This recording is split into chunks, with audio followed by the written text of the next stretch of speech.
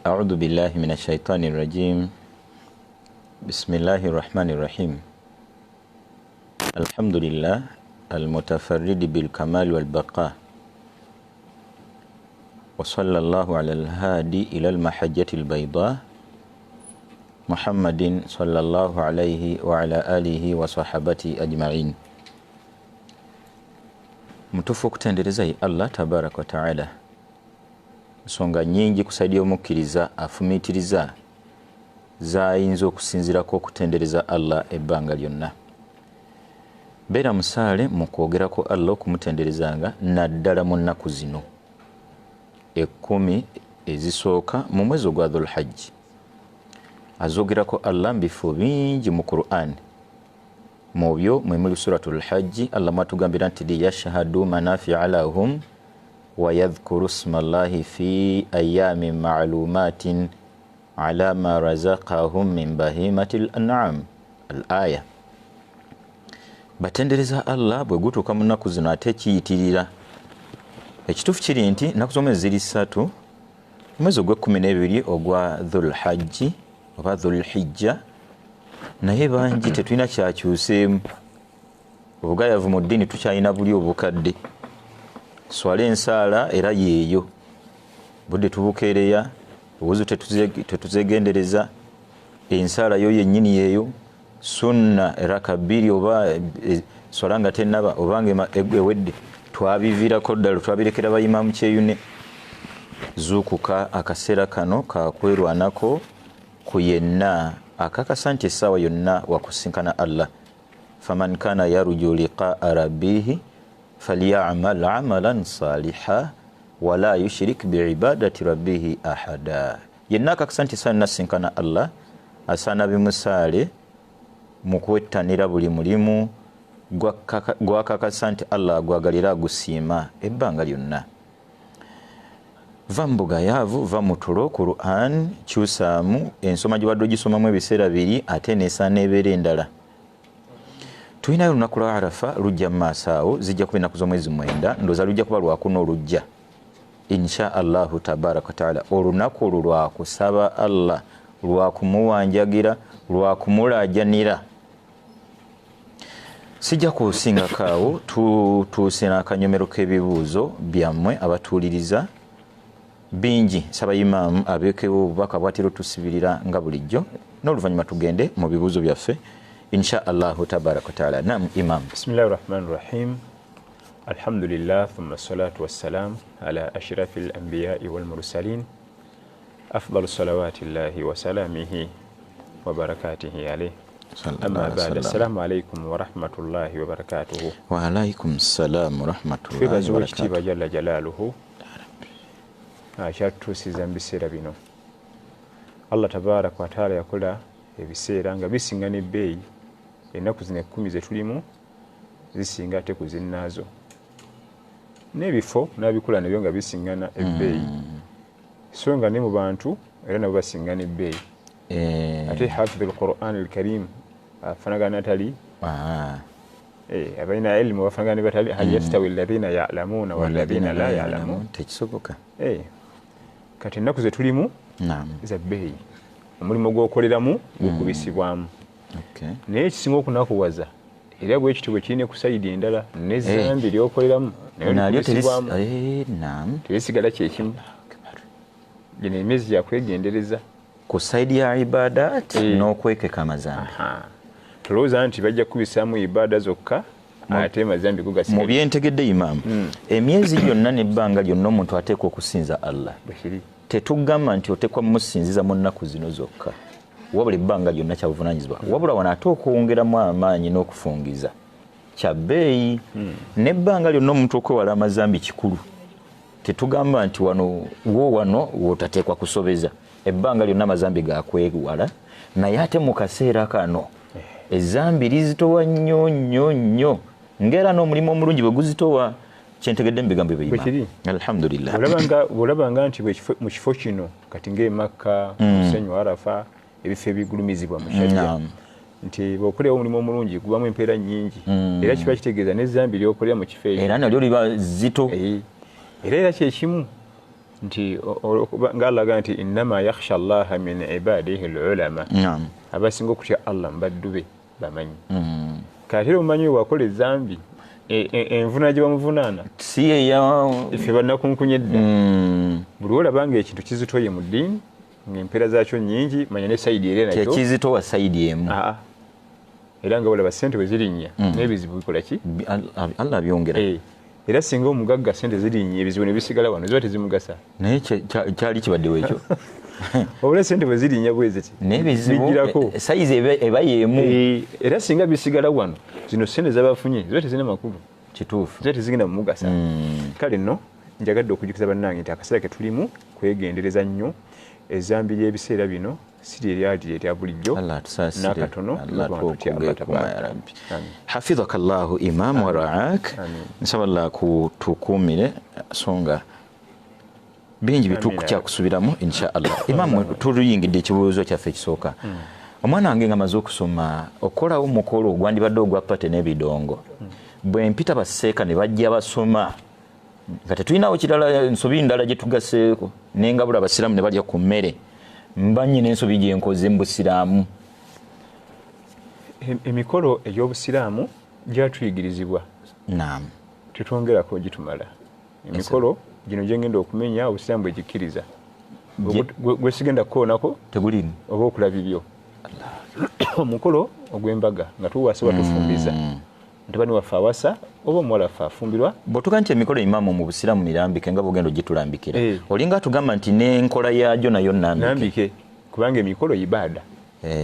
nabitola batugamba bwe baya ibaada era yalina ogitusomesa naga nti aulimu walawo bishati mukulenga ku mbaga nga muwasa mukulenga ku mbaga mufumbiza kale ekitono ne bwe kaba kabuzi mukooke kati n'atuyigiriza embaga bwetambula omukolo ogusooka gwa mbaga omukolo gwokuli aqiqa kusalira mwana okwebaza lotu omwana naam omukolo ogwokusatu ogwokuyingira ennyumba gwe omukolo mashuru ate ffe abasinga mukulu nnyo atulaba omukolo ogwokusatu gwa kuyingira nnyumba Allah atujje mu bupangisa alhamdulillah ogwo gwakusatu n'ogizimba n'ogimala tuteeka ku nnyumba nga bagizimba neka ku wall plate nemalawo emyaka 50 kituufu nennyini Allah n'amujjulula n'abaana ne batunda ntunde nga n'enkwenta niko okugikuba ng'egizaayo wansi kituufu naye gwe Allah okusobozesa n'ogiggusa oba olina omwebaza omukolo ogwokuna qudumul ghaibu okomawo okwatuuzeeko ekiseera oba mwaluza yafa oba yabulira mu bifo bya ntalo omukolo gwakuna ogwo omukolo gwakuna nyina gye sinawuliramu baby shower sebo oba on'omutunyigirawa tukopa mikoppe mu bibiina biri baby shower bali mayi gwe gwokutaano tetugulina ne bridal shower ne birthday party waliwo ne bayita olwejo jubili bafumbo nga bakuyina akabanga ke bakungulungudde eyo najyo natukopa mikoppe mu bayudaaya Allah akbar je mikolo omukolo gwokutaano ye Eid gwa Eid zombi ebbiri ejo gitumala omukolo gw'amatikkira omwana nge siguulidde guleke hajati tata abaana mwana bamutikkidde omukolo gwe tuguleke okwebaza Allah ndoza mwana ono muteekateeka abeere munnaddiini omulungi kiyinza okutuyambako kukwebaza Allah kukutuwa ezzadde eryo n'omwana ono mukuutira byasomye okweyisa obulungi enneeyisa ensiraamu kisiigire ensi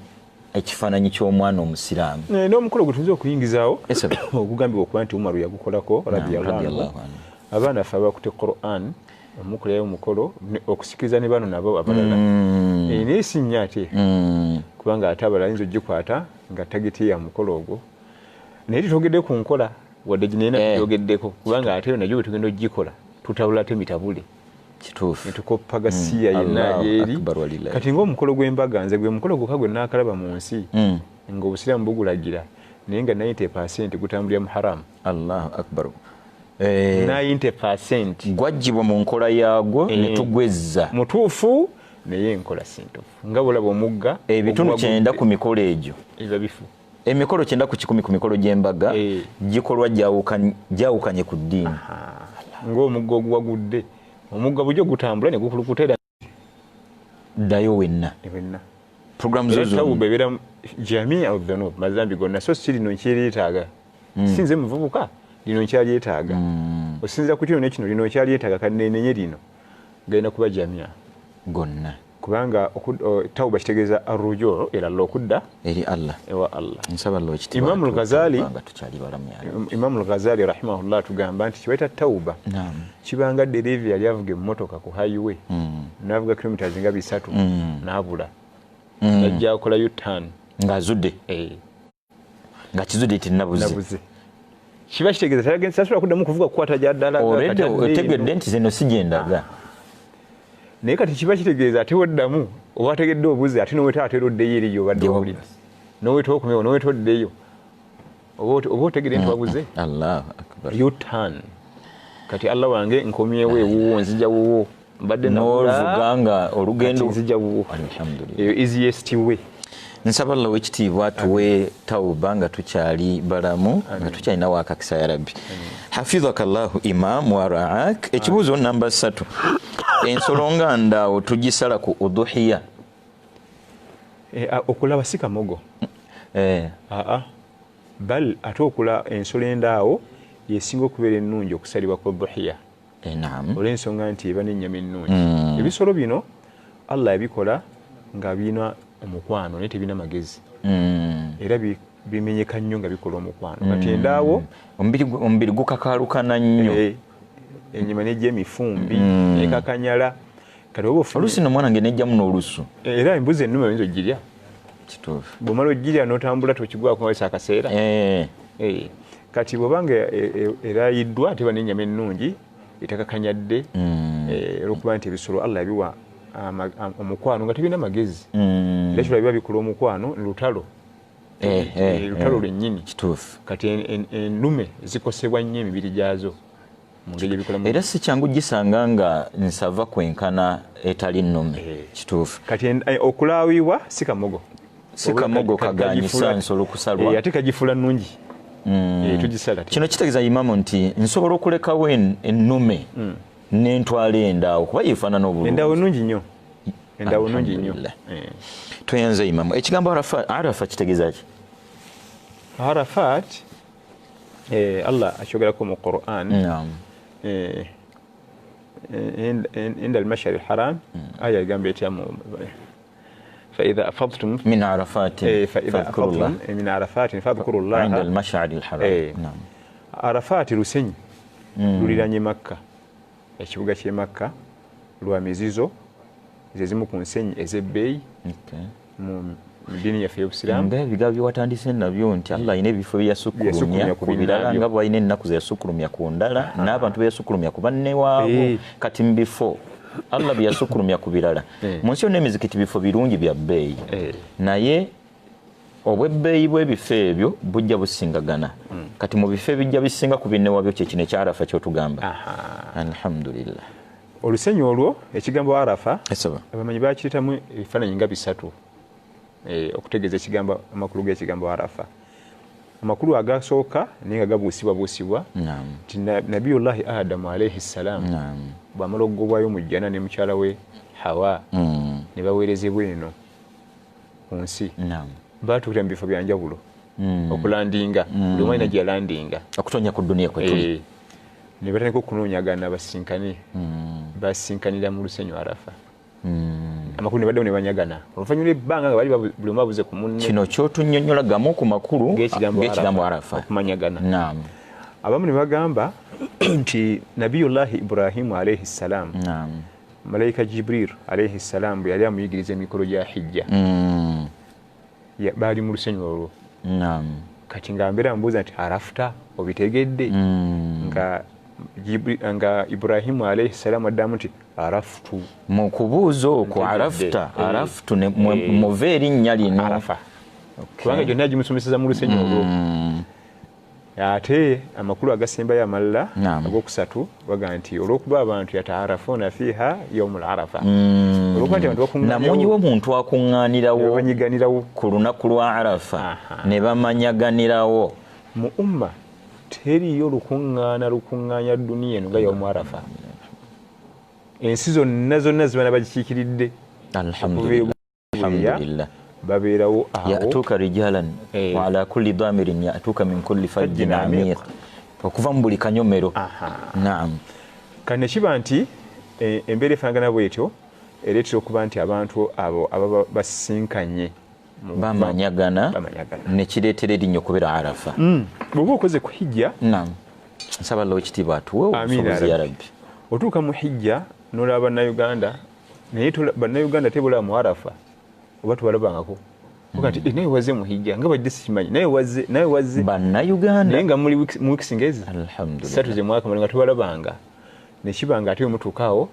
musinkana mulabagana. Okay. Imam tweyanziza sebo. Onabuuza nti kifo ki erindako arafa ina amakulu ga mirundi enneeyisa agwamala. Okay. Enneeyisa ya arafa yawulamu emiteeko egi. Enneeyisa y'omuntu azze mu arafa. Enneeyisa y'abantu abazze mu arafa balimu emiteeko esatu ebiri. Abantu bagenze mu arafa amateeka ga shariya gabafuga malala n'abatagenze gabafuga malala. Ekisooka abatagenze abasiiba. Naam. Abagenze tebasiiba. Ffe n'abatagenze olunaku lwa arafa tugenda tulusiiba ngera bulijjo bwe tuzze nga tulusiiba. Baba baliyo tasiiba. Okay. Era ashkala ala sahaba ridwanullahi kyabazitoowerera. Naam. Nga babuuza bali bangi. Talina muzindalo nabbi sallallahu alaihi wasallam kulangirira. Kabuza yasiibe. Oba kiki kwe kutuma fudalu bona la Abbas amuleetera ekyombo omuli amazzi n'atuula ku nsolo waggulu. Anyenga bonna balaba mulengere nti teyasiibe. Fudalu aba muganda we kubanga Abbas batata baba. Omwana oyo Abbas Fudalu bona la Abbas n'aleeta ekyombo nga mulimu amazzi n'akiweereza Nabbi sallallahu alaihi wasallam fatanawala minha n'atandika okunywa amazzi okuva mu kyombo ekyo. N'addamu n'anywa nga bw'atunula n'eno n'eri bamulengere kubanga arafa ddungu. Kyanukule teyasiibye. Alhamdulillah. Olwaki ayagenze mu hijja tasiiba yawmu arafa ate okugisiba kya bbeeyi ngeno bwe tunnyonnyolwa. Bamasheka batukubiriza okusiiba. Ekireeta ekyo yagenze mu hijja yeetaaga amaanyi agakola emikolo kituufu ate okusiiba onafuba. Yagenze mu hijja yeetaaga okunywa liri ddungu lyokya ate bw'otanywa mu ddungu ojja kusirizituka ogweri. Kaneba nga bo arafa abali mu arafa ebyokusaba tebibakwatako. Era ne Nabbi teyasiiba sallallahu alaihi wasallam. Naye olaba Nabbi tasiiba arafa. Allahumma. Nga tusinga okwagala okusiiba. Kati fe abali ntusiiba. Nze nno mbyentegedde imaamu naddala wano woosembye nti olaba tasiibye lunaku lwa arafa. Kino kitegeeze nti eddiini tulina gisoma ku ye sallallahu alaihi wasallam. So si kwagalako kuba bangi eddiini eno tugyagadde nnyo olwagala olutadde endaba yaffe n'endowooza yaffe n'entegera yaffe. Gonoga nti tekirina buzibu nange nkikolera just nsaba Allah w'ekitiibwa atuwa okumugoberera omubaka we sallallahu alaihi wasallam. Kubanga wandibadde olowooza nti yandisiye mu arafa kubanga we yandisibye yandibadde agwa ekigoyi. Nabiyullah. Naam sallallahu alaihi wasallam. Unabuuza nti waliwo ekifo ekyenjawulo omuntu mwalina okusalira udhuhiya. Waliwo ekifo nga kyo kyanjawulo kifo ki ekyandisinze okuba ekirungi okusaliramu udhuhiya? Omuli abeetaavu. Ebifo byonna bikkirizibwa okusaliramu udhuhiya naye ennyama eno bwetuuka mu beetaavu ddala kyekikulu. Imamu ekiwandyogera ku kitundu tewali kati waliwo ekifo nga kyobo ensolo inagigalamiza wano. Tetulina nti walina kuba katunumba oba lusozi oba ku muzikiti. Tetulina. Wabula amateeka g'okusala gugasigalawo tule mu kibula kyesinga obulungi bwebisobodde okusoma ng'ogenda kusala kiri wajibu. Naye ekikulu ennyo kati waliwo bannaffe bali mu nsi z'abazungu nga tewali nnyo beetaavu ng'ate mu Afrika abanaku baki bangi. Kati Afrika nebanga yeekulembezebwako okusalira. Nina neyaŋŋamba ejjuuzaawo nti mbazungu yeyaŋŋamba kimutalabanga ku nkoko nnamu n'okulaba ng'ogisala mbalina omutima omubi ensi yonna ekwewala nti oli mutemu yennyini atawogereka. Kati waliwo ebintu ngene waffe bya bulijjo naye ng'ate eri mubali mwana wange. Ekikulu ennyo ennyama eno etuke ku banaku. Naam. Buli wetuka ku banaku wesinga okufunamu. Era kyekimu n'okuba nti olaba emikolo gyaffe kuwasa kufumbiza emmere yo bwe bagiyiwa neggwawo ne batagiyiwa gwe yatuyisira osinga okufunamu empeera ne baraka n'emikisa okusinga okuba nga ate yayibayenjibwe. Kitegeeza nti njayanire nnyo okuyita abataagiiwe okusinga abatagyetaaga. Ate naffe tusinga kuyita batagyetaaga. Anti era nabbi kyolaga nti sharru taamu lwalima. Kiki ekyo imam? Emmere esinga okuba embi emmere emikolo. Bannyini yo tetwagala bayita mbu kubaddugala. Kale ne tuyita abalayita ezaafa edda olw'okulya ennyo. Alidde buli kika kya mmere mu nsi. Kimu kyamutama. Naye bano abanaku era obeera tugamba nti omukolo mu Busiraamu okuggumira obulungi kubaako nnyo abanakunaku. Ogwaffe omusiraamu weguggumira fe ate ogwaffe ogwa bannayuganda guggumira na bikonge by'abantu. Baminisita babadde oli omukolo guli gwaggumidde ekuza omukulu gwa basajja bikonge byokka. So nga ogwaggumidde mu Busiraamu gwe gwajjudde kuba nzirugala. Olw'ensonga nti baliwa mmere. Alhamdulillah. Weegaanira bajja gisiba. Kituufu. Bagitwale. Baminisita ani ayinza ogisiba? Ye agitwala wabwaka wajjudde mu siringi. Naye kenyini bali bagiyiwa buli. Kati ekyokuba nti okusala ensolo yo wandibadde mu kifo ewali ennyo abeetaavu. Oba wonna woosalidde sala amagezi abeetaavu bano bambi bafune haki yaabwe. Agamba nti mwebale kutuweereza. Mbuuza birungi ki ebiri mu nkola, birungi ki byenkola mu nnaku zino eza Dhul Hajj? Waliwo birungi ebyenjawulo mu nnaku zino. Era ibada zezo kusoma Quran al-Karim, kusiiba, okusaalako ekiro, okusaddaaka. Ibada zennyini zobadde okola zoyongera otayitwako sola za sunna. Utayitwako za sunna tetwogedde faradha kubanga ezo bazimala dda. Emirimu ng'egyo tugyekwateko nnyo okusoma Quran, kuwuliza Quran, kujagala kwagala basomi baayo. Mu byentegedde imaamu nze abadde omugayavu ng'ekituufu bwe neekamba eswala nsala 5 ennuma mu nnuma ntegeeza zitaliiko sunna. Mu kaseera kano nsaana neekambe kusingawo at least sunna nazo nerwaneko. Bwe mba mbadde mugayavu mu kusiiba Mande n'Olwokuna oba oliawo abamu basobola okwerwanako zonna ne bazisiiba. Naye semunafuuwa ngati Mande n'Olwokuna mu nnaku zino 10 wakiri kantayizeeyo ezo. Mba ntegedde bituufu. Alhamdulillah. Allah akbar. Saba Allah ekitiibwa atuwe okwekamba byonna ebitegeeza eddiini. General Rabbi awzi'ni an ashkura ni'mataka allati an'amta alayya wa an a'mala salihan tarda. Nabiyullah Sulaiman alayhi salam asaba Allah ti ayi Allah wange nzikiriza tebaze ebyengera byompadde. Ebyengera ompadde bingi. Mu byengera byali nategeeza okwebaza okumutegeera Allah. Ekyengera ekisooka ekyebbeeyi kutegeera Allah. Alhamdulillah. Fenno tumanyi bya maali. Saba Allah kituwe ya Rabbi. Ekyengera ekisooka kumutegeera. Nossa byakugamba mu bifo byabyo byakugaana notabitemparinga tokwatako kyekyengera ekitagambika. Allah akbar. Ffe tubadde twegomba bagagga fugge ekyengera ekitagambikako Allah kikuwa kwekuba nti omutegeera. Ffe nga tulabeera dda nti Ismail Allah amwagala gomanyi sente zamuwadde. Kakati ono kyabuuza byalina okukola okwebaza Allah ebyengera. Waliwo arukanu oba shurut obukakulizo obulina okujjula nga webaza Allah byakuwa. Akasookera ddala istimaalu ni'ma bima yuhibbuhu Allah wa yarda. Ebyo byolabye nti Allah bikuwadde bikozese mu Allah byayagala. Sheikh Kiti emuluka Allah gyeyakuwa erabike ennyo ku muzikiti, erabike ng'egenda mu ddalasa, erabikire so si abantu abamu emuluka erabikire ku ziroogi ku birabo bya mwenge teva ku mipiira. Emipiira buli wegubeera n'avuga kilomita 2 bagenda ku mipiira gy'egindi bagitudde mu madirisa. Kati eyo si yamuzeeyo yeyo ani avuga nti ye kennyini naye nga batudde mu madirisa budde bwanswiri magaribi bayaluguddemu Aisha ibi abatudde mu madirisa baana babuwala bambadde obuntu. La ilaha illallah. Ekyengera sooka okikozesemu ebyo Allah byayagala. Ekimu kubiraga nti webaziza Allah ebyengera kwe kulaba nga ebyengera ebyo obikozesa wayagala. N'obeera nga gwe akwata ekkanzu n'ogiwa omwana wo n'omusanga anyweramu sigala azanyiramu luddo ogimuggyako ekituufu. Naye singa omusanga ayambadde ekkanzu atudde mu ddalasa omugajjamu ekkanzu yange kubanga ekyengera ky'omuwadde akikozeseza mu layini yakyo entuufu. mu byenda tegete mu aya eringa njabyera bizibwa aya eri ya nabbi Sulaiman gyo tusomedde nabbi yennyini yasooka kusaba Allah muwo okumwebaza yete yatula mu kugamba nti nsaze magezi kinze kennyini okwebaza Allah kusaba Allah rabbi auzi'ni an ashkura ni'mataka allati an'amta alayya kuwanjagira Allah nti Allah wekitibe kitufu nsaba ompe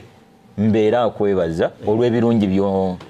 kati mulayini eyo imamu natunukolerayo ensonga ziringa nnyo kusinza ku kyatugambye esookedde ddala omuntu asaana oluvannyuma lw'okusaba Allah okumuwa okumwebaza yeebanje nnyo okukozesa ebirungi Allah byamuwadde olukozesa lwa ddiini mwatugambidde nti emmotoka ye esaana erabikeko nnyo mu ddarusu esaana erabikeko nnyo ndooza mu mbeera kutwala ku mulwadde bw'oddayo ogivuga olaga wa buli wegikozesa mu byatayagala obanga mubuuza wampa byaki ennyinga ey'okubiri bw'ova ku ekyo ennyinga ey'okubiri etugambye nti esose kukozesa istimaalu ni'ma kukozesa Allah byatuwadde mu kumugondera ne mu kuteeka mu nkola byayo ekyo tuba tukimaliza ennyinga ey'okubiri oyatule nti ayi Allah nkwebaza ekyengera fulani ekyo nno kijja mu kuba nti onayo ibada gy'okulembeza oba osala ekiro nti erakazi n'ebbiri zensadde njagala kwebaza Allah kyampa kino ng'ekyo kyolina ku mutima oba nsadde akakadde kano kwebaza ku Allah kumpa kino obaeko ka ibada gy'okulembeza special nga yo papaseri etunulidde kwebaza Allah tojja kugiyiya buyiya gijje mu zaatusomesebwa ekyokulabirako ennaku 10 zino ze tulimu oli asobola nti ekituufu sizisibangako bukyaŋŋambaawo ne ku Allah gyanzije abantu bayagga mirimu nze nguyina bantu bayagga baana nze mbayina abantu bakoze batya nze banno byebafunidde emyaka 6 gwe bifunidde kwa 3 alhamdulillah 10 amaze bifuna kwe kuga nti ku luno ennaku zino 10 kanzisiiba olusiba lwakwebaza Allah alhamdulillah n'ennyinga endala kwe kuba nti omwana Adamu bakita nisbatu ne'ima ila almun'imi ekyengera kize kwagaba ebyengera so sikudda kuga nti nze gula nina diguli kifula ndi mu kujukuju nkoze ebyo byonna nasoma olwo ekyengero kijje ku Allah kitadde mu kusoma kubanga kuba kusoma kulabye ng'ekyebbe ekyakutuusa ku byoli bwe kuba kusoma sigosinze kituufu bweziba diguli sigosinze ffe bolaba mu buyinza twalwana walaba kusinga okulwana ne batabituuka mu masikini ebyengera Allah yabigaba nisbatu ne'ima ila almun'imi ebyengera bize kwagaba ebyengera so si nze nsevinga ndi mu kujukuju nkeera nnyo abo tebagala kukola abo nedda waliyo abakeera okusinga tebabifunanga waliyo abasevinga okusinga tebabifunanga waliyo abakujukuju buli kyogenda okwogera waliyo bakusinga wabula nisbatu ne'ima ila almun'imi omuntu okuba n'obukakafu ku ntobo y'omutima gwe nti byonna byendi nga tannasaawo nsonga yonna akkirize nti Allah abimpadde Yesu Sulaiman si gwe watulozeza kusiya tuganga qala hadha min fadli rabbi nisbatu ni'ma ila almun'imi bino Allah yabimpadde si kitanga yadde kitawe naye yali mugagga era nga so ganti emaali eno kitanga yali musajja muno teyagamba kitawe era kalunsambulira wa Karuna ali kweyo empaji qala inama utituhu ala ilmin indi inama utituhu ala ilmin indi buno bugagga mu bulaba kuyiya kwange fete tutuza mitwi tetwebaka beera bongo butokuta akiri mingi Allah yabisigaza maskini kakati emunafabuza butya bwenzo okwebazamu ebyongera Allah byampadde twaddeko ennyingo 3 tujja kuma kwezo inshallah imamu eneo yokuna kirizanji wageke Musa alayhi salam wakati mu mitawaanaji ava gye byasobedde Misiri ayolekere Madiani yali tamanyi gyalaga ayina embeera we yagonderagana qala rabbi bima an'amta alayya falan akuna dhahiran lilmujrimin olw'ebirungi Allah byozze ngompa mu butuufu sigenda kuddamu kuyamba muntu yenna ku kwonoona ne tuyigamu nti omuntu asobola okwerekereza amazambi mu mbeera yakwebaza Allah tiko Allah byonna byozze onkolera mu butuufu sigenda kuddamu kwenyigira mu bwenzi ko Allah yonna gaziwawo bonsingo gaziwo awolayi neyo Allah janzije Allah gwosinga kugaziwa waawo gwo kintaddeko naye otujongere ku nnyingo imamu zatuwadde omuntu okwekeka amazambi olwekeka lwakwebaza Allah nsaba Allah w'ekitiibwa tuteeke mu baddu mu butuufu abamwebaza omubuuza mbatudde Caroline Sheikh watusomesa luli nti omuntu asaze udhuhiya asobola okuleeta enniya empera Allah z'anaabamuwadde n'abantu be bafuneko mbuuza nekoye yafa kikola nti bwe mba nsaze n'omuntu wange gundi eyafa afune ku mpeera. Carolina yabuuza mbatudde Caroline anti mu Luganda Caroline yabeera Carolina. Yonna kakati madamu Caro tumugamba nti empeera z'okusala zisobola okugenda ku bantu b'ennyumba yo abalamu nga Nabbi sallallahu alaihi wasallam yagamba mu hadithi ya Jabir hadithi ya Aisha radhiyallahu anha mpanvu mu nemu wakati yakagamba nti bismillah Allahumma taqabbal min Muhammad wa ali Muhammad wa min ummati Muhammad sallallahu alaihi wasallam. Ensolo yasala kwolo ku dhuhiya y'omulundi ogwo yasalanga nyingi buli niba tu reporting lezimu kwolo gye yasala yagamba nti ayi Allah nkusaba yanukule dhuhiya eno kwa Muhammad n'ab'ennyumba ye ne umma yonna fena nabanga tusalidde kati ewaka mu maka gaffe omu bw'asala family yonna eyingira wabula kalunsambulira waali bafu okusalira bafu ezimu ku shirika ennene kusalira bafu kituufu wallahi ezimu ku shirika ennene nabbi yajja okulwanyisa sallallahu alaihi wasallam akusalira bafu wabula okkirizibwa okuleeta enniya abafu bafune ku mpeera zo so si kubasalira ente eyo girabe eyo ekusala dhuhiya mama wange yafa mwaka guno embuzi eno giraba embuzi nengula embuzi zange eno yange gengera okusala nganze eno ya maame yafa eno ya taate yafa eno ya mukulu wange nedda tetusalira bafu wabula osabusabi Allah gwe weesalire n'abalamu kino kyosaze empeera Allah ba era kyakwegendereza nnyo olubeera tusomesa abantu nti enkolagana yaffe n'abafu yakwegendereza okuserera mangu eyo layini ya tawhidi eyo ebintu ebikwalagana ne tawhidi byakwegendereza anti akantu katono nnyo bwe kati oba ovudde ku layini naam nsaba Allah ekitiibwa atusaasire amin Allah atutaase Rahman Namala agamba nti if I want to I'm preparing to get married Masha Allah. But I want to take 5 to 6 months without getting pregnant. And I don't want my husband to know about it. Is there any haram in it? Waliwo haram mungi. Waliwo haram mungi. Oganti oyala kufumbirwa ne toyala kuzaala. Sitayagala kuzaala. Ayagala kiwemu emyezi nga 6 ku 5. nga tafunye lubuto ndoza akaseera ka kusoma mwami ono manyite butabamisi temuli bangu bobe bangu ina maaso kati je myezi 6 akyamwetegereza amusoma alabeddala oba asaana okuzaalamu oba mu mbeera emu oba endala kaseera ka kwesanyusako ng'abafumbo okitegedde imaamu kitegedde nti tubeereko mu mukwano nkyala bwafuna olubuto bingi bitaataagana awanda fesefa nebirala kyankala kati emyezi gino 6 nzikirizibwa okujjeewa ng'omukyala nga sikigambye baze sifuniramu olubuto ansi eri nti nedda takkirizibwa n'akatono kubanga mu bimu ku bigendo by'okuwasa n'okufumbirwa kufuna dhurriya ezzadde era ye layini yateekebwawo kufuna ebimu ku bigendo by'okuwasa ebikulu ennyo mu kuwasa oba okufumbirwa mulimu dhurriya olulyo ekyo kimu ekyokubiri nze bwe mba saagala lwaki toyagala toyala kutegana kunoonya fees abaana batawaanya olubuto olumenya kubanga mu bigendo n'otuba tunoonya mukyala okukakuliza obusatu nabbi yatugamba okutunulira sallallahu alaihi wasallam mulimu okuzaala tazawwaju lwaluuda akasooka faru bidhaati ddiin talibati yadaaka eddiin akokubiri tazawwaju lwaluuda alwaduuda abazaazi nga balina omukwano nawa n'ensonga lwaki fa inni mukathirun bikumul umamu yawma alqiyama nze ngenda okuba n'ennamba ennene mu bagoberezi emigaso gy'ezzadde eryo tegikoma ku nze nga gigasa n'ennabbi kino ndowooza ate nze kantegerebwe nti obwa haramu bwa kino kyotugamba emigaso gy'omubaka sallallahu alaihi wasallam oba ogituulidde ogitta otta emigaso gya nabbi sallallahu alaihi wasallam. Ekirala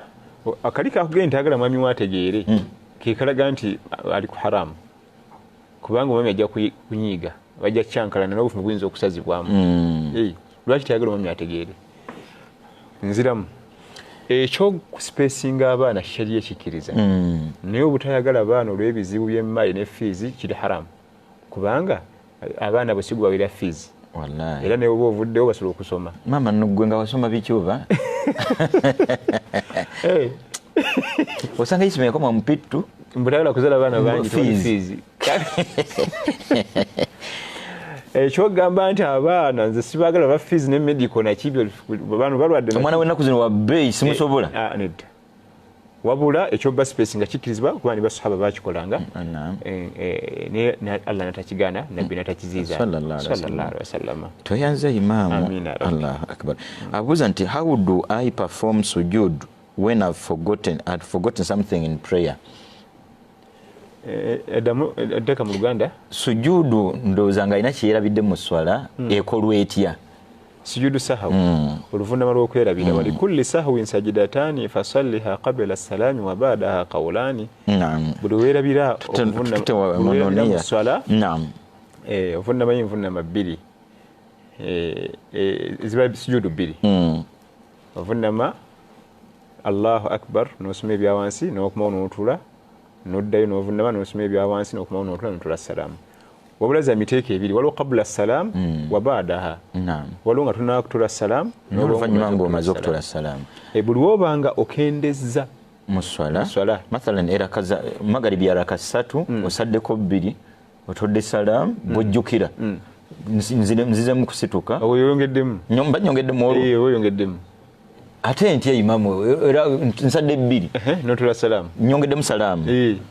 mpulira neddayo ekime endala oba oyongeddemu. Nze nno mbyentegedde wano ebigambo ebikwata ku swala eno kwongeramu kukendeeza mutuvunname tuvunname tutya ekituufu obudde buyinza obutatumala wano. Kankone katono mpulira bw'obanga okendezza mu swala nga obadde asala magaribi raka 3 noweerabira tahiyaatu eno eya wakati oba okendezza oyo avunama tonatola salaamu naye ate gwe kyoyogedde ekiki ekifaananyi tuufu. If I'm reciting a chapter in the Quran, Nezjam, and I make a mistake, should I repeat it or I recite another one? Bw'osoma Quran chapter kiki? Chapter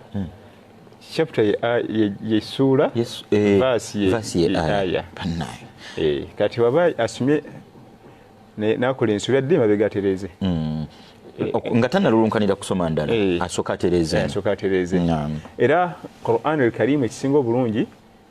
genda mpola naye ng'otereeza. Warattilil Qur'ana tartila. Mpola soma mpola ng'otereeza. Sooka odde mabega otereeze. Buli omala otereeza bino ojja genda mu maaso naye waliwo bayitamu muwawa naye ng'afa kuguka eri juzu afuba kuwunzika juzu ye na bebo bayita bakola enguudo gadibe ng'alye ekyo si kyekikulu kusoma kitundutundu kinene naye ng'osoma ebifu emabega otereeza. Soma kitundu kitono naye ng'okisome kyekyo. Alladhina atainahum alkitaba yatilunahu haqqa tilawatihi ulaika yu'minuna bihi. Allah bwe yawa ekitabo Qur'an al-Karim bakisoma mu nsoma entuufu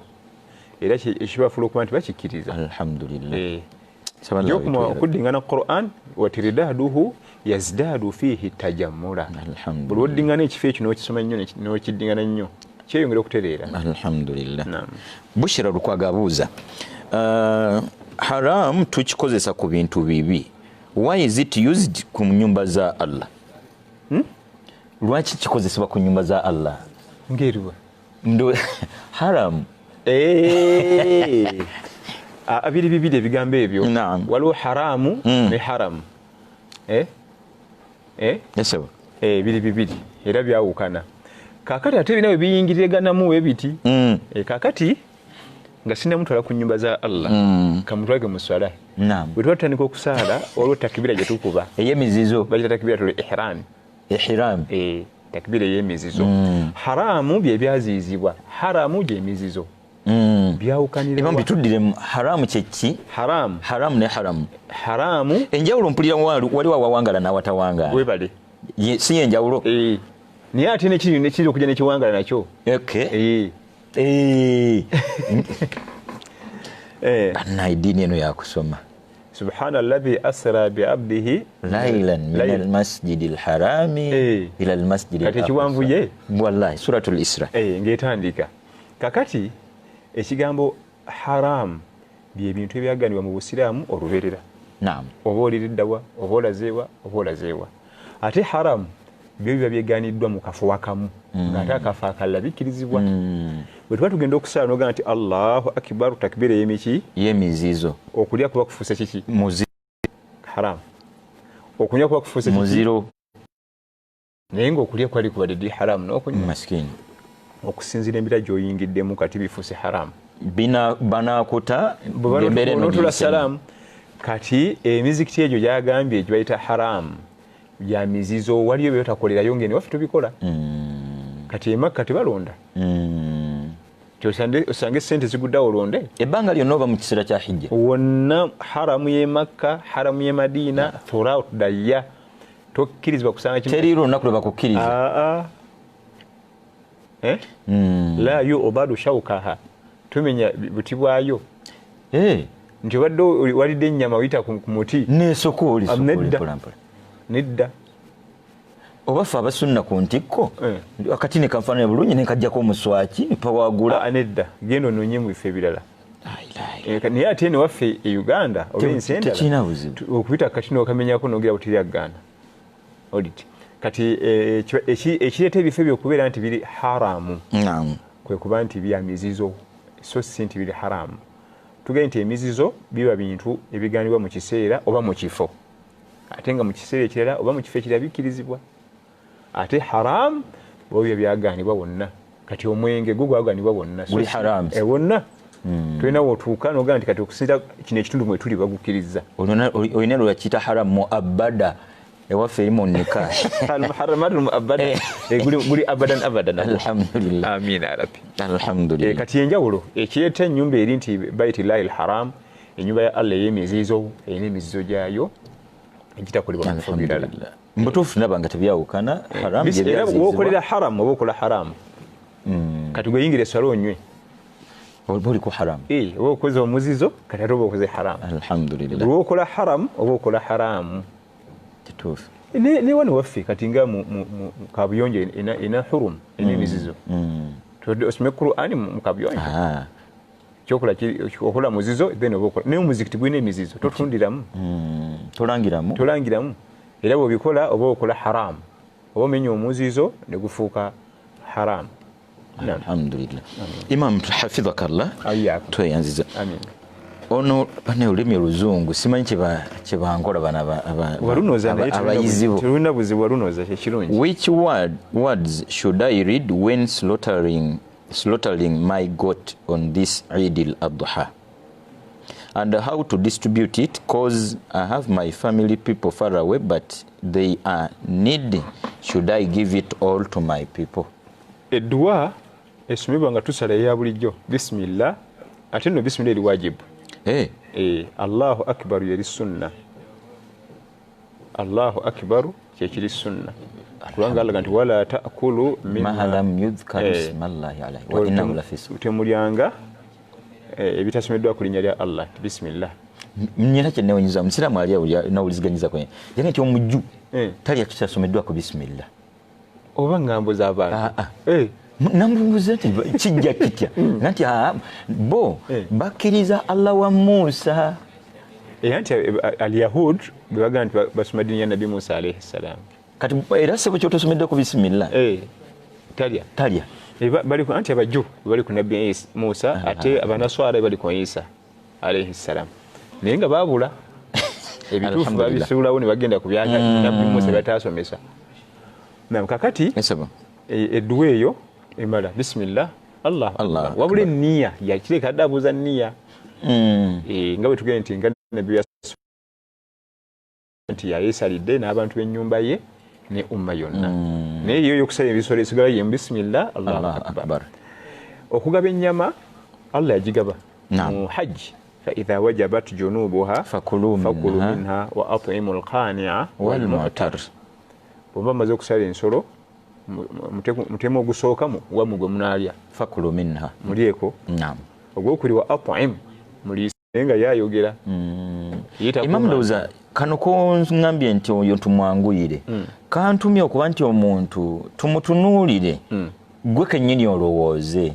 tuleke kumulina gati uye budde ali wano teyannyeze nakufere situmanyi naffe tafunye era mu bimu nabbi yayinanga sallallahu alaihi wasallam yasomanga abantu nakunaga ati aleka omuvuuko yalina obuzibu namuyita ne batulayo eri mu ate wallahi imaamu yedduwa gyayinza okuwa akusabye atayinza obutagikuwa allahu akbar sabala wekitiibwa tugagaza olugagaza olw'emirundi ebiri olw'obukkiriza n'olw'ebyenfuna allah atufule ensonga ku byetaago byabagamba nti atunulire omuntu amulowooleze nti mwetaavu ateekeddwa okubanga omutima gwe mwanjulu kufunye omukugaba kubanga obukoddo bwennyininyini bwe tutudde kati nkube nga tonnansaba abantu basinga batudde ku bukoddo supa olit kati nabbi sallallahu alaihi wasallam yasomanga embeera naga nti omuntu ono ayinza okuba alina obuzibu ate naimamu ekyokufumitiza okimanyi ekyo omuntu mutunuulira embeera kuba tutula mu restaurants abasinga obungi oba mu buwoteri gye tuliira n'otunira muno ng'atumiza akatogo nga tibanjiremu n'essupu oyo wetaaga male kugamba nti eziri ekifo kyo oba otegedde kati tolanga bwoga nti gwe bw'okuba ono wa woteri akaama nti muleetere ennyama oba muleetere enkoko ne aba ali awo yatumiza akatogo nga baleese ebirala babuuza nti byange sinze eyo oda si yeyange sebo olwangambye mbikuleete alhamdulillah nsaba allah atuwa okulowooleza abaddube kikulu nnyo okubanga ena kanaa kikulu ye imamu ali teyakituwa mu takuwa bwe yali aginyonyola mu nsonga ennya allah tusaasire kanaa kwe kubanga olina obwetaavu nga nabukumalira omulaba naye n'okuuma n'otamugamba kati ate naye akubirizibwa okuba nti akusome agende nti naye ono yazze okuziika ayina lemooka emuzaayo bakyatudde mu yange kati naye oyo tutumwa ku nnyama kuyidi kiba kitegeeza ki nti ku yidi totegana genda ku muzikiti imamu akumanya ajja kuweereza naye bagukeera ne bagutulabalaza zonna n'olutalo lwennyini ne baluggulawo beera ne kana atuleeka imamu akimanyi nti haji gundi wali omuvuka gundi eyayetaaga naye ajja kuweereza inshallah ate almutar bebo bajja ne bagutuulira abatasirika ate imamu bw'otampa kilo 5 ojja kukola olutalo wano okimanyi nina abantu bangi kilo biiti ezimmala nedda kakati ennyama gyemiteeko egyesatu fakulu minha wa at'imu lqani'a walmu'tar bwe nezuula ndowooza ekibuzo kyono kyabaddeko kuba nti abantu befamire ye neetaavu oba oliawo nga abuuza nti esobola egatta emiteeko giri bw'obanga akabuzi imamu kaba katono oluusi bw'oba olina famire nga neetaavu era bayingirawo mu qani'a walmu'tar kati olw'ensonga nti ate buli wa famire yo oba okoze ibada bbiri sadaqatun wasilatun oba ogasse osaddaase n'ogatta n'oluganda oba oyinza oluganda kitegeeza nti bano be balina omukisa ogusooka abantu bo olwa ibada ziri ebbiri oba ogasse ibada bbiri alhamdulillah tuyanza nnyo imam hafidhakallah aga nti is it allowed to pray sunnah prayer with tayammum when I can't find water to get wuzu okusala sunna ne tayammumu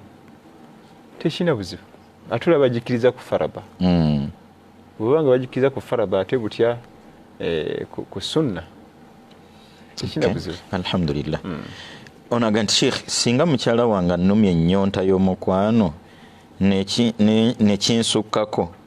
nengwa mu zina oyo omukyala naye afuna omusango era kyekiri nabbi kyeyayogera sallallahu alaihi wasallam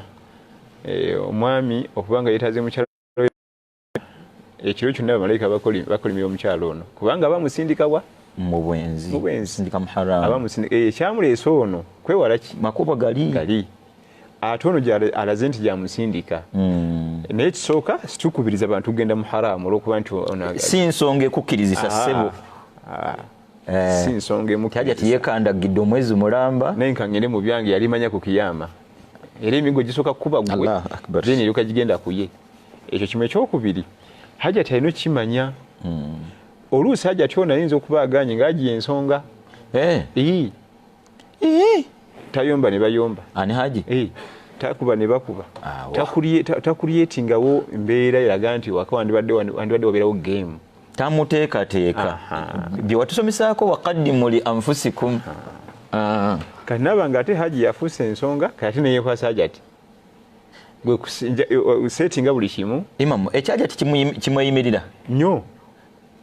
hajati asooka mulwadde oli abami nga tekimanyi nti omukyala alwala maskini oba mulwadde oba mulamu ye tebimukwatako ya rabbi nga yawasa kisolo hajati akoowa wali abami nga ye tumubuulira ebyo nti munakooyi hajati asobola okufuna stress ebiwaabwe oba bwafunyeyo obuzibu bwafunyiddwa naki haji tumubuulira ebyo kati ate natekako n'okuba nga tateekateeka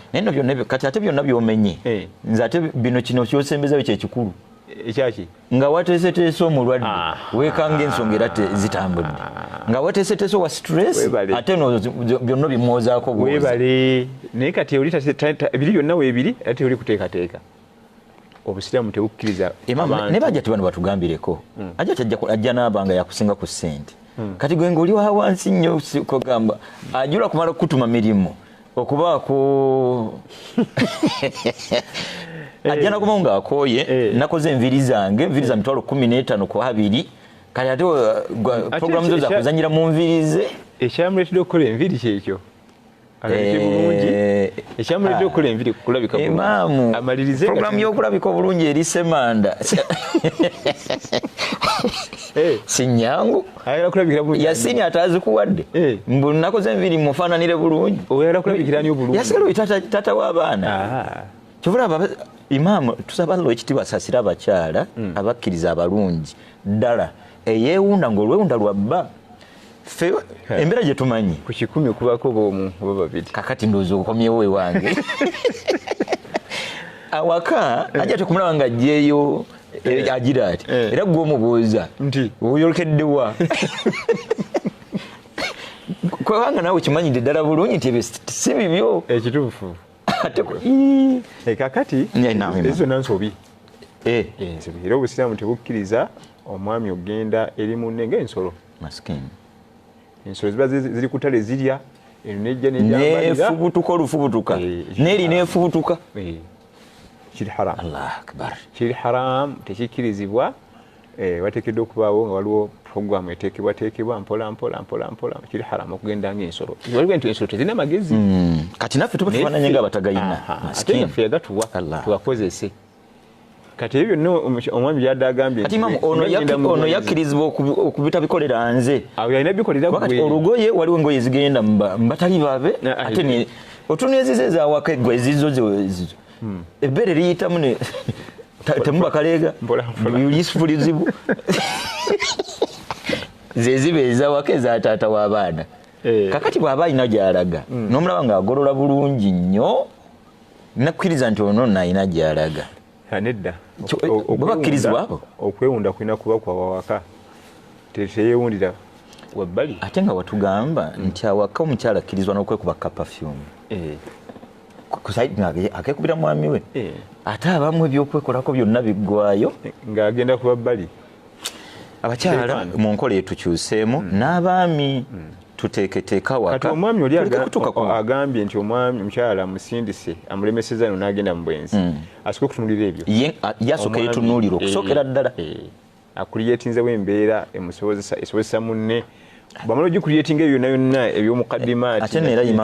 byonna era bifundikira bijja kudda waffe olw'ensonga ne bino byeggambye ono bye yeegiraagira era ogenda okugira nga yeyabiguze nga yasiini oba habibu takwata ku sente zetu zimuwa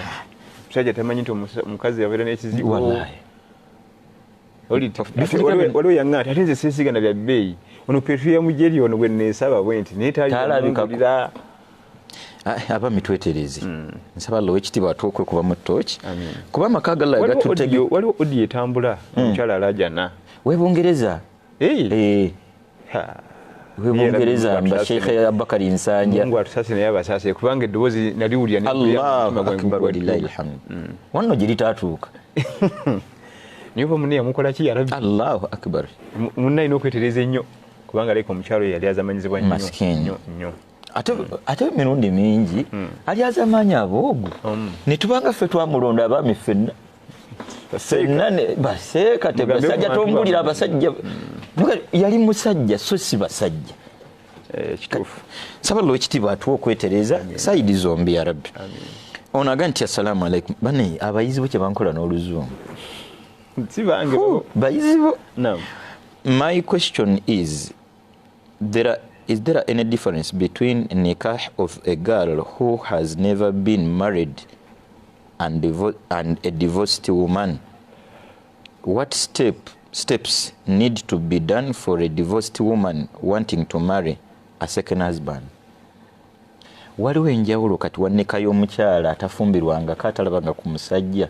ne okuwoowebwa kw'omukyala yafumbirwako n'avaayo ono yafumbirwako n'avaayo makubo kigayitamu okuddamu okufumbirwa oba omukolo gw'entegeka yaagwo. Tewali njawulo emikolo gye gimu akawukanamu katono nnyo nabbi yagamba sallallahu alaihi wasallam nti albikiru tustadhanu wa thayyibu tustamaru. Albikiru tustadhanu athayyibu naam athayyibu yafumbirwako ye oyo abuuzibwa awulite kumbuza kutya imam tustadhanu albikiru athayyibu tustadhanu walbikiru tustamaru. Ono yafumbirwako aweebwa buweebwa mukisa kwesalirawo tanze ngenda n'esekiti wange ate ono atafumbirwangako ye abuuzibwa. Imam tulinawo enjawulo kati watafumbirwangako n'embeerera atafumbirwangako neki n'embeerera atafumbirwangako yenna abeera mbeerera mu shariya atafumbirwangako nga tebakuwoowangako mu luwoowo lwa shariya ffe tumubala nti ali bikirun ebisigadde yamanyi ebyo bitukwatako kubanga ate tukimanyi anaaba atatekyali nga tafumbirwangako ffe tumubala nti akyali kakati enjawulo eri mu kantu ako naam ono yali afumbiddwako yeesalirawo alaga nti nze wami musiimi ate oli atafumbirwangako ye abakadde bayinza omuyambako. Tetumubuuza nti jali nabbi bamubuuza nti wakaifa idhnuha tumbuuza tuti olukusa tulutegeera nti sukuutuha kasitaasirika jali ya imamu kyeyina omusiimye n'abunira noonya tugende mu maaso. Kati okugaana kwe kuno kuba kutya kyentegedde nti okusirika kwa abakkiriza abasi bwagaana ayogera nedda niye bwasirika olw'ensonyi z'abakyalina kati ebisigadde bifaanagana ebisigadde abantu bagenda babiwewulawewula. Kyentegedde imamu katono nnyo ku nsonga y'omwana ono asirise tukuze abaana baffe nga balina ensa imamu baali luddawo olwaleero n'obimubuuza ayinza okukuwulira n'ebyotamanyi yaliza omutima gwange gwafa dda nobwonsala omusaayi guyika isimooyo omulembe guno ensa gw'osazeewo okutegeerera diriisaze omumusiimidde akikwatulire omwana ayinza obutakuswaliza mu bantu wenyini. I'm not searching.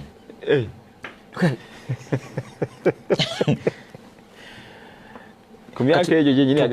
tafumbirwangako tanoonya soka gwe kitaawo omulaba ng'ekituufu kiri nti emyaka gyegyo nagenda kwekandagira kati ekikulu ennyo ekiri awo obufumu bwabwe bombiriri busigala bwe bumu mahare kugenda mu bakadde bashekhe babawoowe naye enjawulo eri mu buntu obwo funa mu kukkiriza ne mu kusiima awawukana ebisigadde bifaanagana era abamu bagenda ne babiwewula n'omusango omuwala ali eyo yeepangisiza afunye omuvubuka bagenzi waseeka babawooye kikinze nafumbirwako dda lwakinzira mu bazadde okyalina okuddayo mu bazadde tewaliwo bbanga kwatukana banga tanyina kuddayo tetulirina wakati olufumbiro lwa musanvu anti allah yakimenye nti fankihuhunna biidhini ahlihin imamu olufumbiro lwa musanvu naye nga ziba nnyingi ezo nazo ate si kirungi nakyo si kirungi ekyo amali ya musanvu byagera muli ya musanvu si kirungi ebimu ku bitendo by'abannaddiini ebituufu abatuufu kuwasa kufumba naye nno nga yo omutuufu oli mujjawa sala ateke mbatufu amina ya rabbi naye wadde kwa musanvu addeyeka onaamuwasa afune olukusa okuva mu bantu be afune olukusa okuva mu bantu be alhamdulillah oluzungu bannayimba ngambira ku bayizi bo naye ku luno kandwewogo bayizi bo ono omuvubuka eyeyo ky'emasaka juuzaawo yalina ensonga ezaamuleetera okukola ekikolwa ekyo oyo naye agenda kuvunaanwa nga bwe tuwulira nti omuntu eyesse ayina zambi ddene mu maaso ga Allah okwetta kibi nga tona ayina ensonga ye ate ani atayina buli omu bayina era ne bana abala bonna babayina Allah aga nti wala taqtulu anfusakum inna Allaha kana bikum rahima tikakutandanga newejjawo newetta Allah musasizi gy'oli ekyo kikola kya bulabe ekyo okwetta kabonero k'abantu bamuliro okwetta kabonero k'abantu bamuliro Allahu akbar ye musajja yali omulungi ennyo mu kulwana olutalo biwundu ne bijja bimuyitirirako neeyisamu ekyambe nabbi n'agamba atya nabbi yagamba sallallahu fi maana alhadith nti ekyo kyennyini kyeyefumita nekuyamulukira kibagenda omwongera kyennyini paka mu muliro wakati mu lutalo omulimu guli ogw'ebbeeyi gwe yakola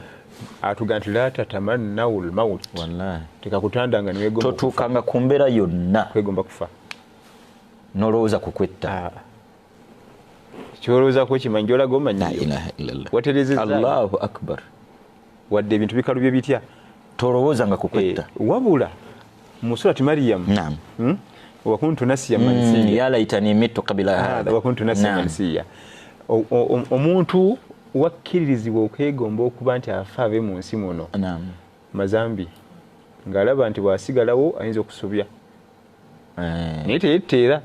wabula asabusabye Allah bweraba nga gyendaga mu maaso nja kuva ku swala zange 5 kanviremu wana zijja muntu ali akukizwa naye nti ebizibu byensi naye era sitiro bate wese oba osabye obusabi Allah kiri haramu okwegomba okufa oba okwagala okwetta olw'ebizibu by'edduniya obwavu sina renti sina kyakulya kiri haramu okulya muli nti singa nfanira olw'ebizibu by'edduniya kubanga edduniya kitegeeza ebyo Allah kugezesa n'ebyo kati ate ebigezo ate ebigezo kitegeeza nti bw'obitaba oba tolina dduniya ng'oli muno mu nsi nga tolina bigezo bikiko ekyo oba tolina makulu Allahu akbar yeeko nze n'okuwoomera tesobola eyo onookola kati okola zaaki kati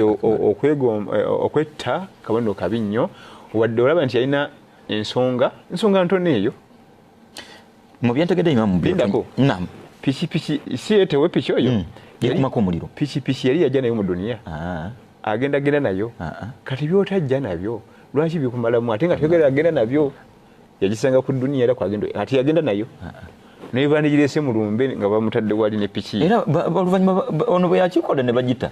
akati ana nagivuga ati wabula n'abaliwo bonna nga yeeyokya sharya lwakuba batugana okwokya balina kuttibwa bonna baliwo ne batamulemesa betutasse tubajjamu amaaso la ilaha illallah betutasse bajjibwamu amaaso Ali ibn Abi Talib radiyallahu anhu mu kisa ye nga ye amirul umma yabira amirul umma khalifa wokuna bamuleta abantu basatu ne mayiti mu bibana abantu basatu ne mayiti mu bantu bana bantu baba kushalo kirala ne baje ne mayiti yabwe aga nti ono mayiti omulaba nti ono mufu nti yadde ino utakanya nono ono kubalamu onatane ko mugoba nadduka kakati ono mulabo na imidde wano nakwatwa eno omufu onamuga nti nto omusajja yajja ine ekiswala ku nzita sijja kuta namunyweza oli bwe yazze namufumita la ilaha illallah kalato ono okusatu kubalamu yadalaba byonna byabadde nga waali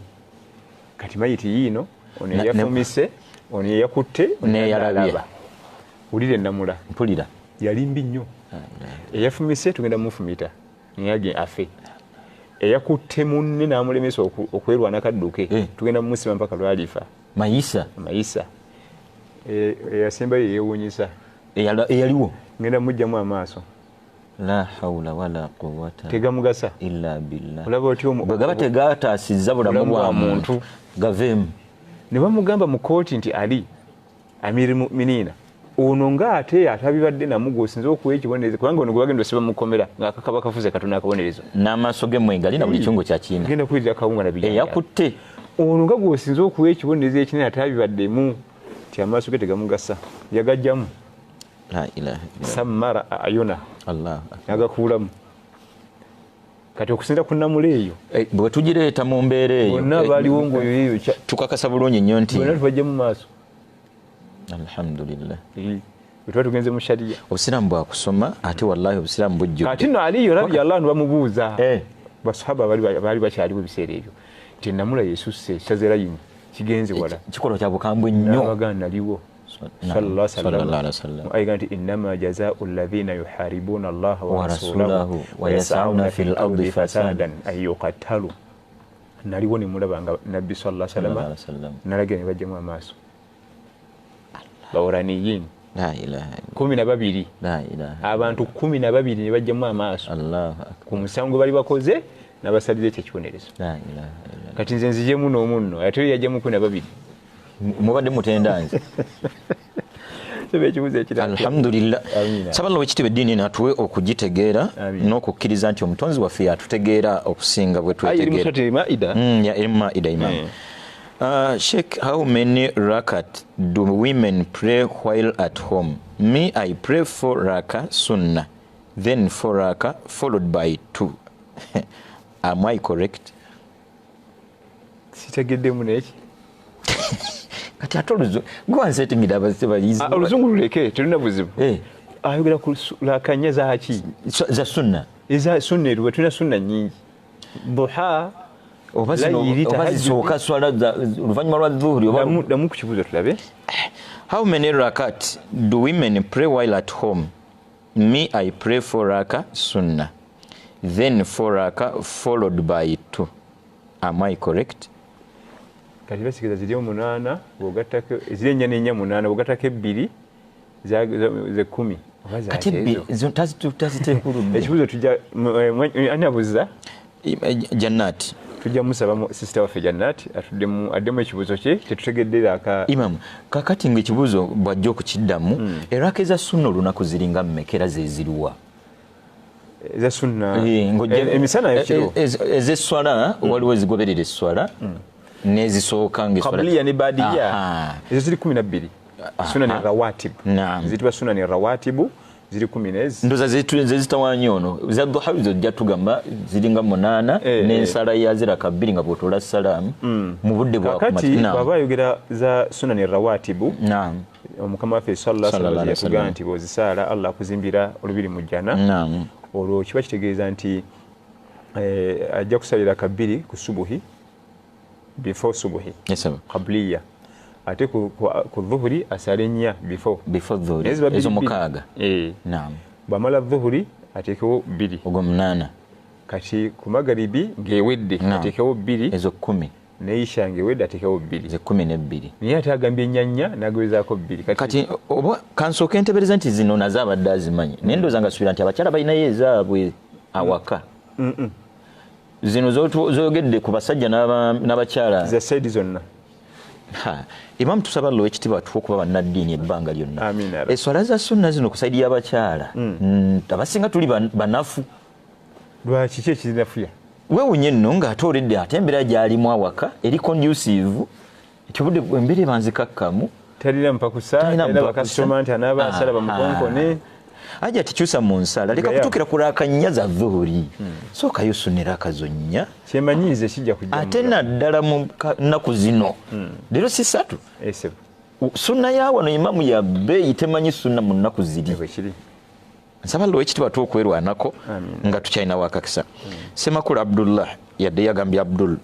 ndi hafidhu mbadde njagala ku kasente nensalawo ntandika okukola Qur'ani tenzirukeko kubanga njiwa obudde butono mbadde nsaba kumpa bulamu alhafidh esooka ino okwebaza Allah okuwa ekyobugagga mu duniya muno Qur'an ekitagambika ekyobugagga mu duniya ne akhira ekyobugagga ekibeera nga obugagga bwakyo bukola mu duniya newa ku akhira abantu abasinga balulunkanira nnyo ebyobugagga nga obugagga obukola mu duniya mukka obugagga obukola mu duniya bwokka bwesibwa mulembe kiri awo naye ekyo kyolina kya bugagga fi dunya wal akhira Allah kituwe fena ya rabbi ekyokubiri ani yamugamba nti bwokwata Qur'an tokola olina okukolera ddala ate ani anaakulabirira ojja otusabirize bwokwata Qur'an omusomi wa Qur'an ngaasabiriza omulaba gwa olina okugenda okufuna emirimu okole weyimirizeewo ogule kanzu empya n'engatto olina okukola kati ogamba nti ote Qur'an ogiwa obudde butono kiba kitegeeza tumanyi kubalansinga budde esooka tulowooza nti abatusooka abalongoofu babeeranga ku bya ddiini byokka Imaamu Dhahabi yali atunda gold kyekimutumisa Dhahabi ewamma adhahabu yali atunda gold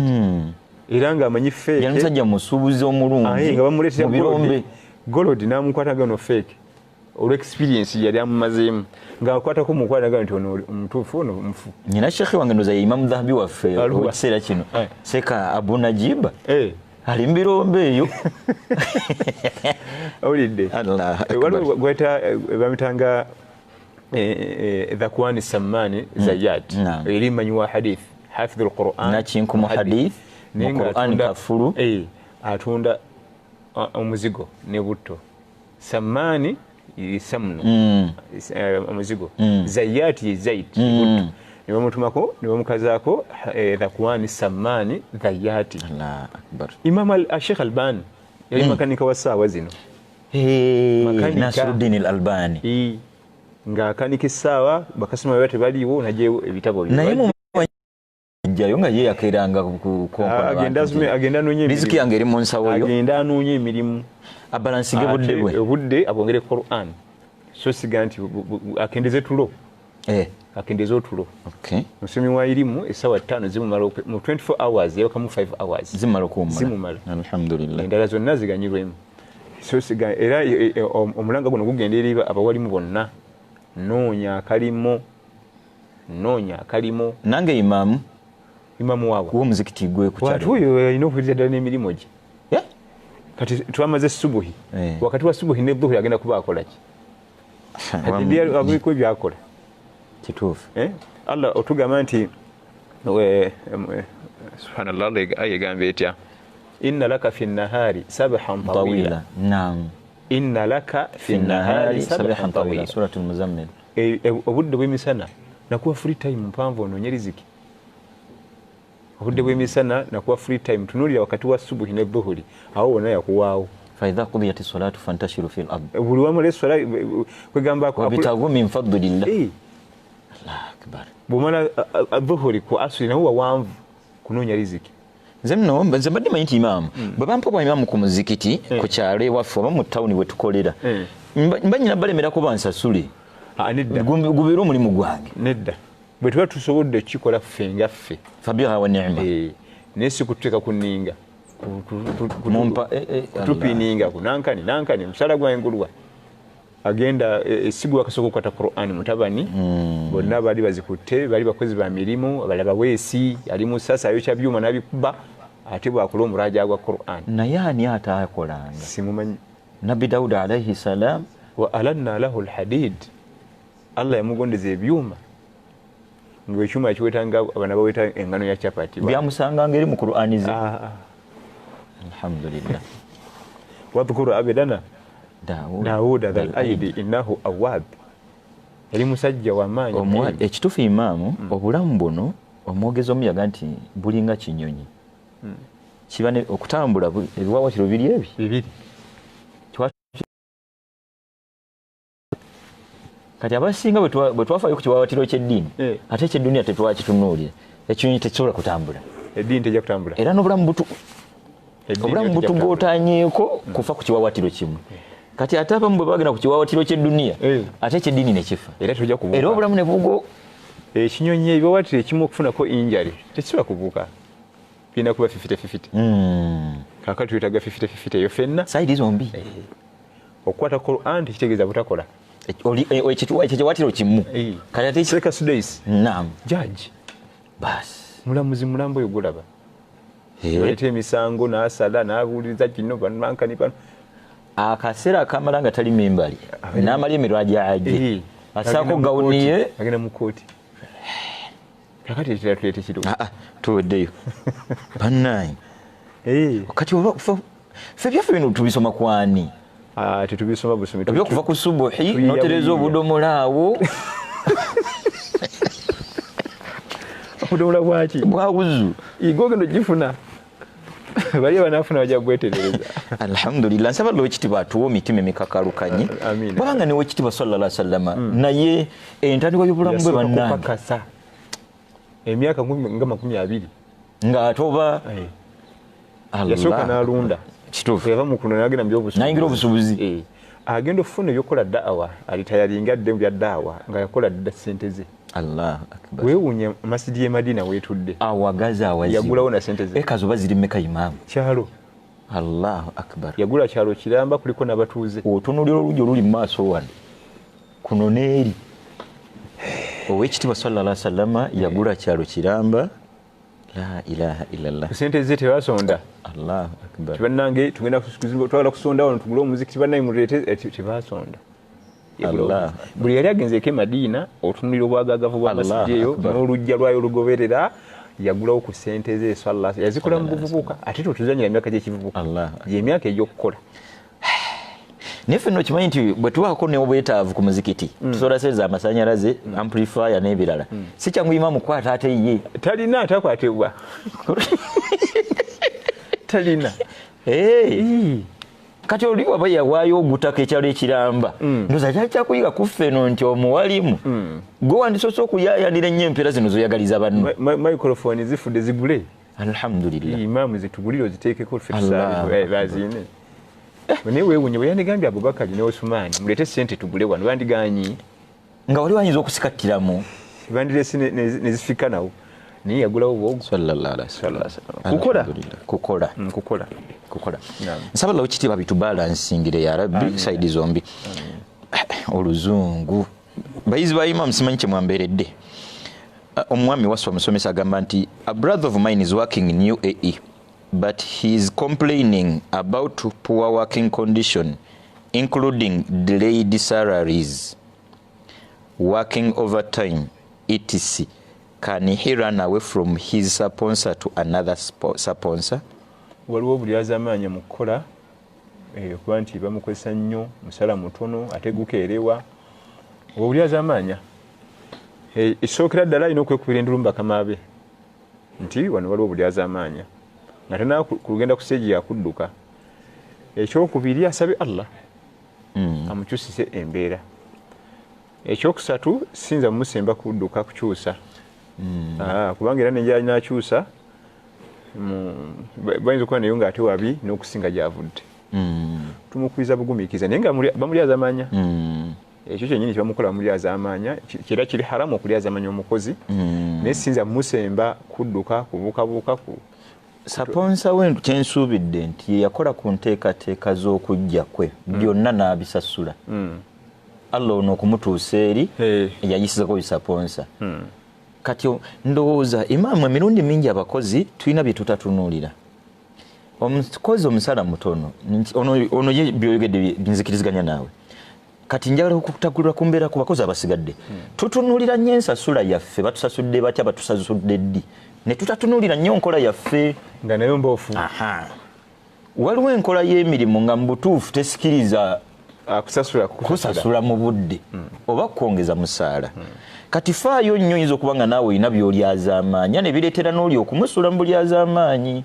emirundi mingi omukozi omulungi imaamu enkola yeetera okwogerera ewa mukamaawe kigambo kyo kituufu mukama we ne bw'aba takirabye at least abantu abajjawo obuuze kati omwana ono wamugjawa olaba nga bamuzuukusa nga nti kitegeeza isimu ono mukozi so ndowooza tuteekebwa embeera eyinza okutwongezesa omusaala insha allah wafika barakallah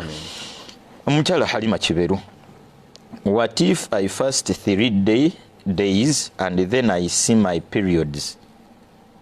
then finish when 10 days are still going on am I allowed to just continue or I don't nako kumi ontukubirizo zisiiba mwetuli leero 3 asibyeko 3 ezisooka 4 n'agenda mu nsonga zaabwe n'avaayo ng'ennaku zino 10 zikyaliko ezinagwako atandikire waliwo yakoma agende maaso n'okusiiba ezisigaddeyo oba tatawaana si tteeka okusiiba zonna 10 okay ekyo kimu ekyokubiri emu kituddiremu si tteeka okusiiba zonna 10 kyakyeyagalire ekyo kimu ekyokubiri wabanga afunye embeera bwetyo n'alyamu n'addamu nabanga afunye omukisa nava mu period zenge ennaku zikyaliko n'ayagala okusiiba teri amugaana kusiiba zibulayo okuva lwekitali tajja kuliwa ataliwa era waliwo yakibuuziza nzijukira ataliwo ezo amalayo asiba ziba zisigaddeyo zokka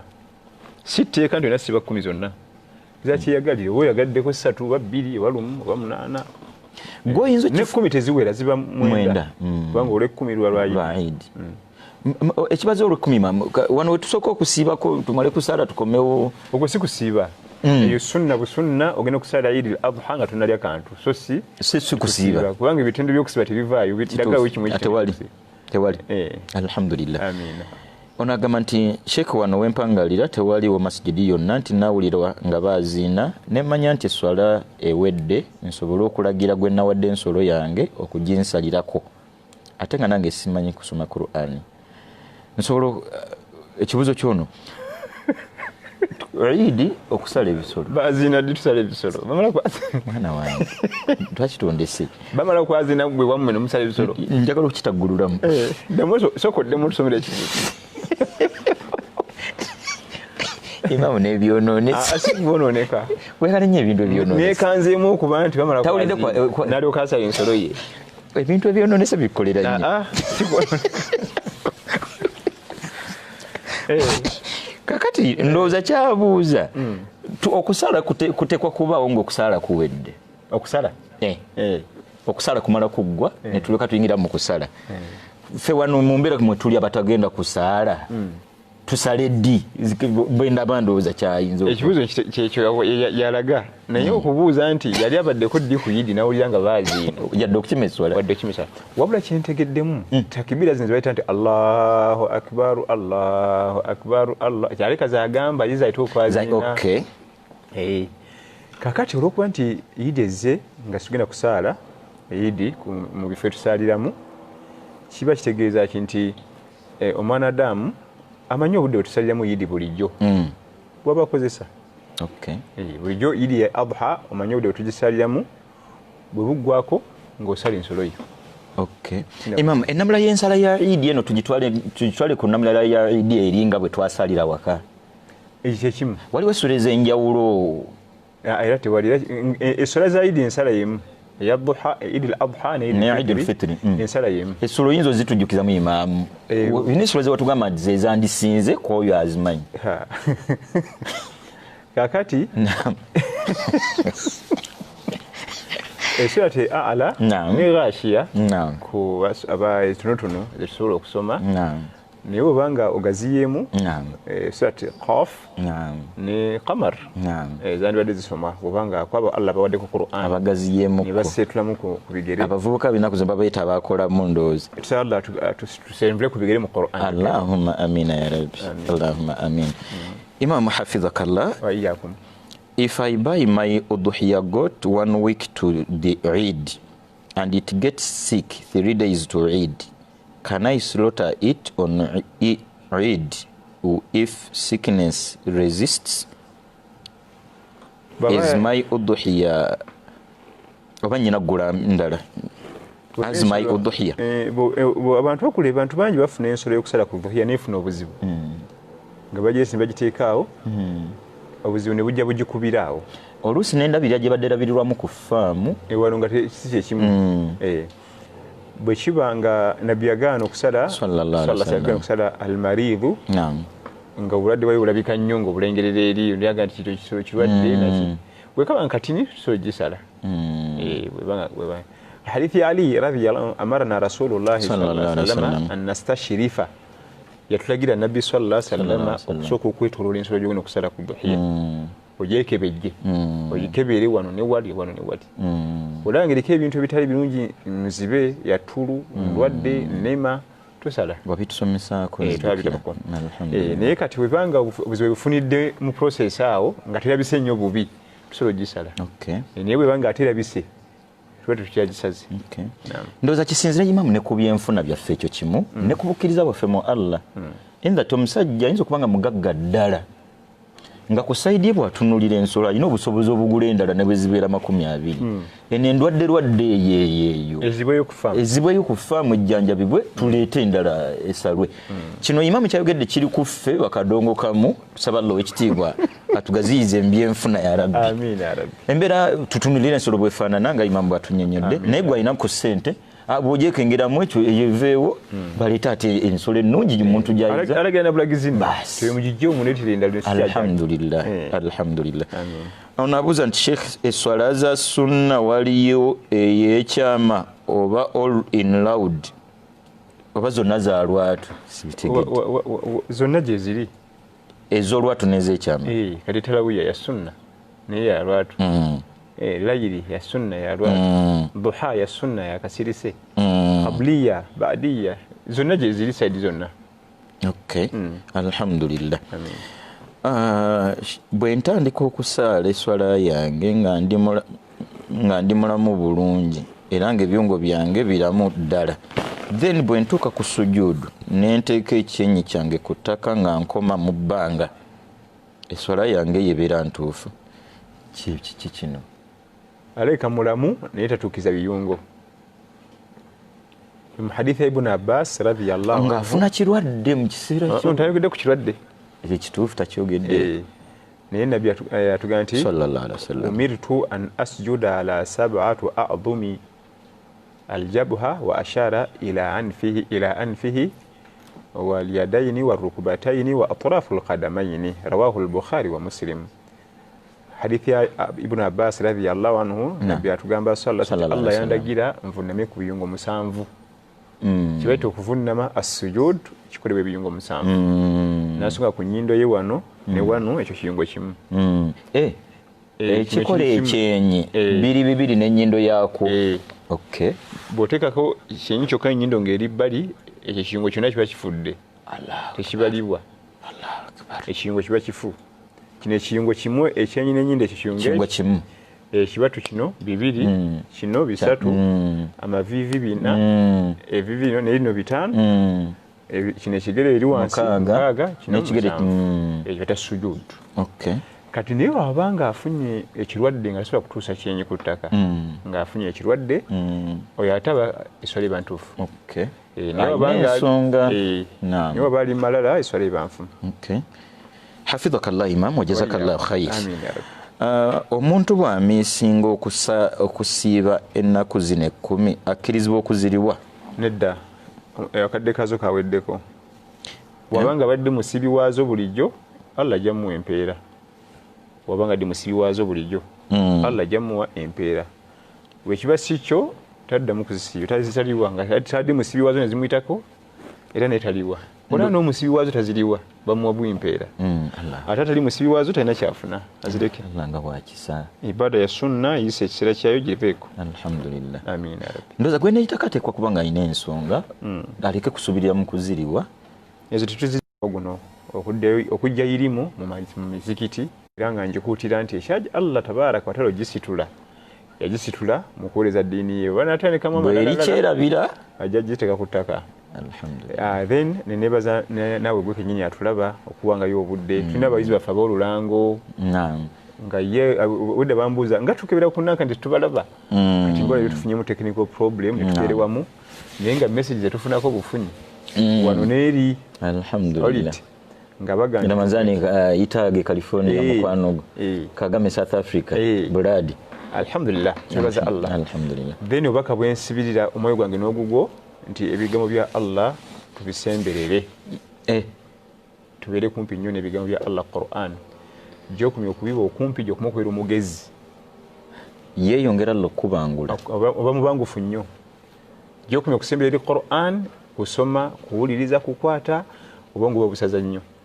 ate gyokumya ogibeere wala n'entegeereza wala alhamdulillah obubaka bwensibirira twenza nnyo imam barakallahu fika wa hafidhakallah wa ra'ak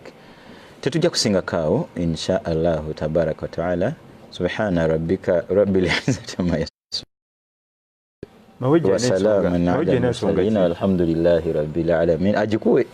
Abdurrahman Mawejje ndaba ayina sayini wano gyatukolera naye tuwe wadde ogamba ki tewali buzibu ku Lwokuna ye yawmu Arafa tosubwa omusomo fera gwegenda okutegekera abaguse dialogo y'abawalimu inshallah dialogo kiki gobodde osoma oluzungu sinasoma ku lulungu twali tetunnakatuuka kaka assalamu alaikum warahmatullahi wabarakatuh.